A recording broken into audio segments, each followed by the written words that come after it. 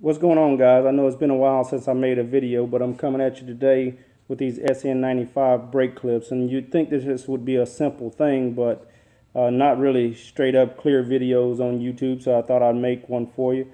You see this clip here? It's nice and tight. Well, when you buy these clips, they're going to be loose as hell. They're going to fit about like a damn golf ball down a hallway. That's about how tight they'll be. So you can see they usually go on in this orientation, and then you have to flip them up, but you see how sloppy that is. So what you're going to have to do is take these tabs here and bend them in, and then take this flat center tab. It'll usually be bent down. You want to bend it up nice and square there, nice and flush, straight. And you may even have to squeeze it here just a little bit. When you do that, it'll fit nice and tight like this. But like I said, once again, you want to, even once you get it all modified up, you want to put it in this place, flip it up. It'll stay tight, nice and tight, just like this one on the bottom.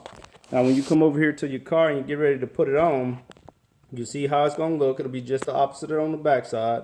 And you want to take the bottom one and put it in first, because it's a lot easier to push the little tab that you see here that's sticking out there.